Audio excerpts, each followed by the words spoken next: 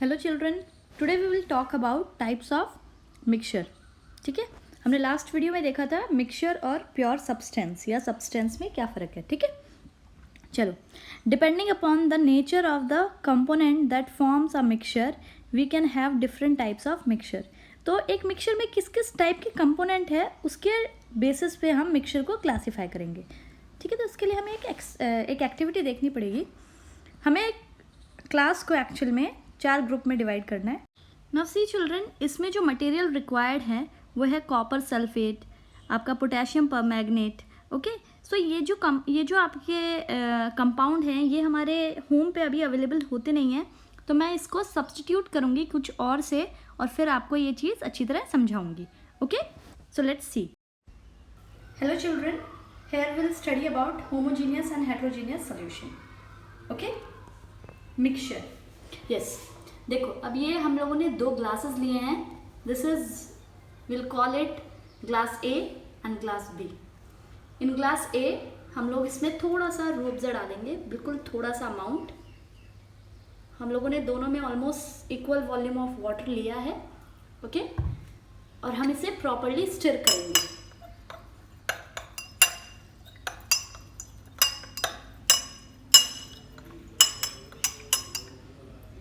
Now observe the glass properly. आप इसे properly observe करें एंड बताएं कि क्या आप रूह अफ़ज़ा के पार्टिकल्स और वाटर के पार्टिकल्स को अलग अलग देख पा रहे हैं। क्या आप पता कर पा रहे हैं ये वाटर का पार्टिकल है और ये रूह अफ़ज़ा का पार्टिकल है। And I think the answer is no, क्योंकि ये दोनों बहुत प्रॉपरली, बहुत अच्छी तरह एक दूसरे के साथ मिक्स हो गए हैं। ऐसे मिक्सचर्स को हम होमोजीनियस मिक्सचर कहते हैं। इट मीन्स कि आप पूरे में अगर आप देखेंगे तो थ्रू आउट इनकी कॉम्पोजिशन सेम है। जितने पार्टिकल टॉप पे हैं वाटर और रूह अफ़ज़ा के, उतने ही पार्टिकल बॉटम पे भी हैं। Now will shift to second beaker.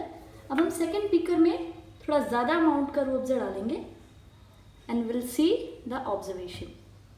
हमारे पास यहाँ पे केमिकल नहीं है, इसलिए हम रूह अफ़ज़ा को मिक्स करके ये एक्टिविटी परफॉर्म कर रहे हैं।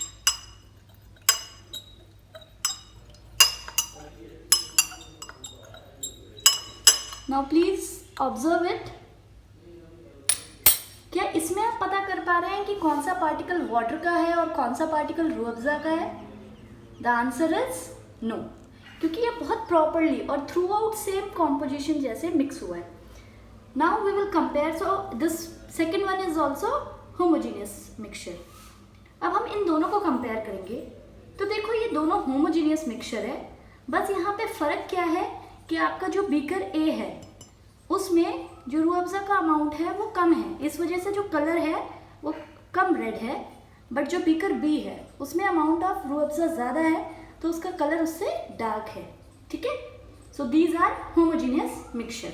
Now we will move on to heterogeneous mixture. So see, we have taken cumin seed. हमने यहाँ पे जो भी चीज़ें हमारे पास अवेलेबल है हमने वो ली है। ठीक है, हमने क्यूमिन सीड ली और यहाँ पे हम लोगों ने मस्टर्ड सीड ली। अब हम इन दोनों को मिक्स कर देंगे प्रॉपरली।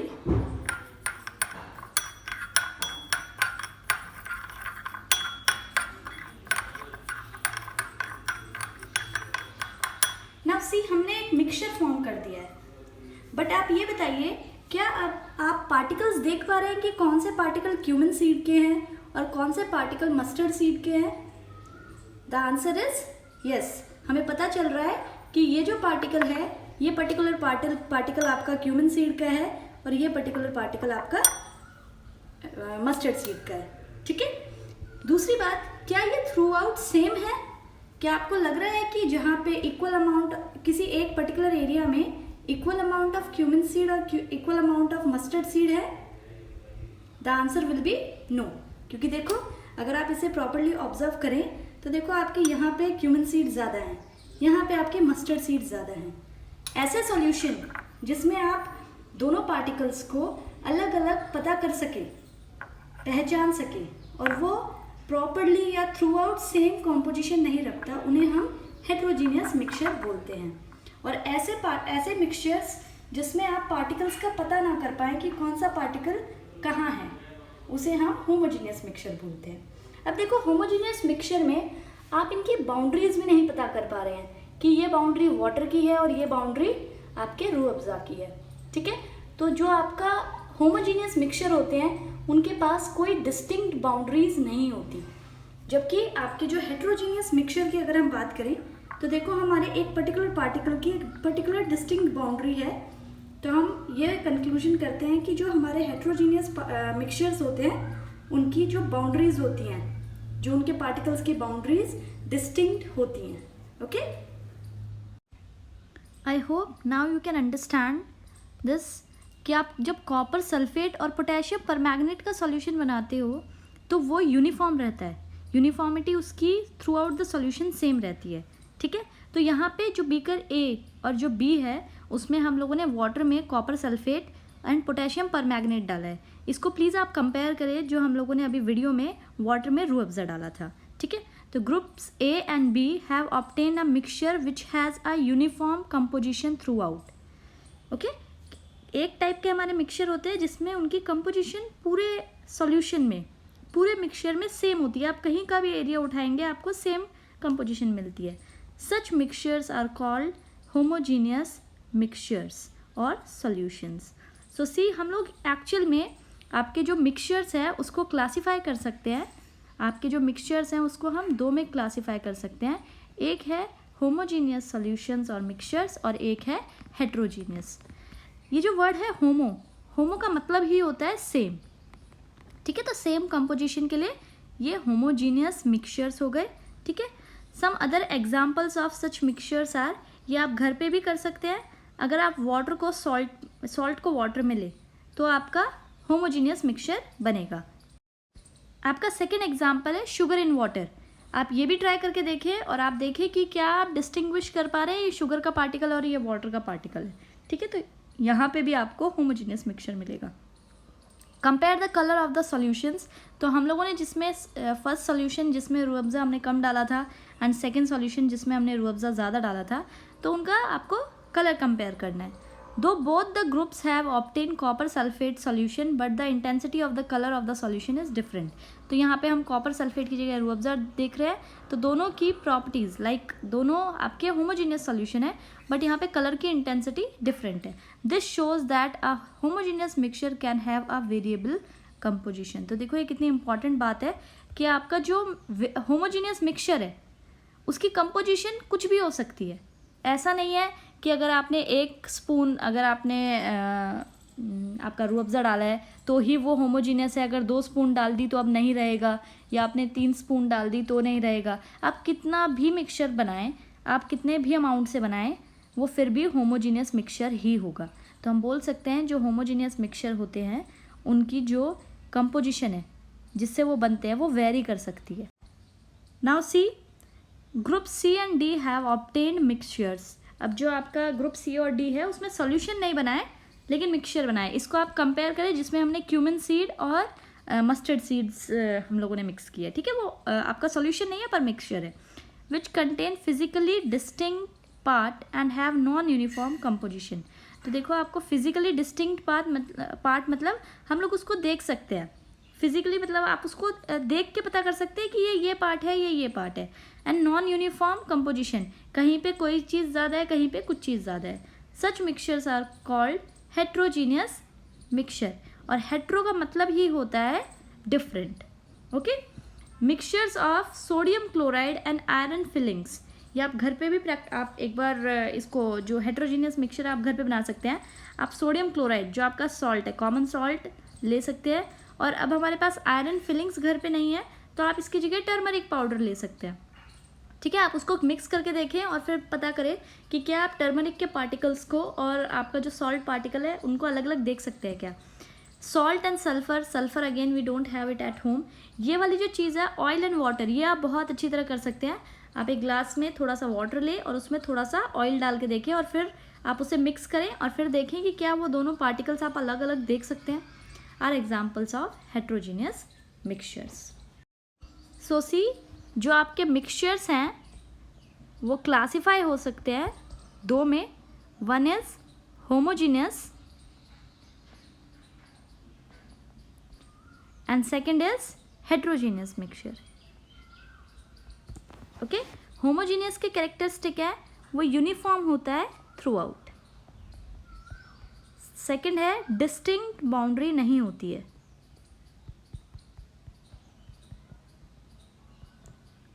ओके, वहीं आपके हेट्रोजीनियस के जो कैरेक्टरिस्टिक है वो है non uniform and it has distinct boundaries.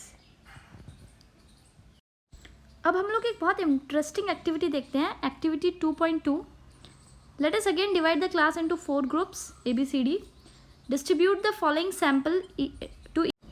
Now see, group A को हम लोगों ने फ्यू क्रिस्टल्स दिए हैं कॉपर सल्फेट के। कॉपर सल्फेट आपका ब्लू कलर के क्रिस्टल्स होते हैं, ठीक है, सॉल्ट होता है एक। आपने बी को 1 फुल स्पैचुला दिया है, पूरी एक स्पून आपने कॉपर सल्फेट दी है बी को। जो आपका सी ग्रुप है उसको चॉक पाउडर या व्हीट फ्लावर।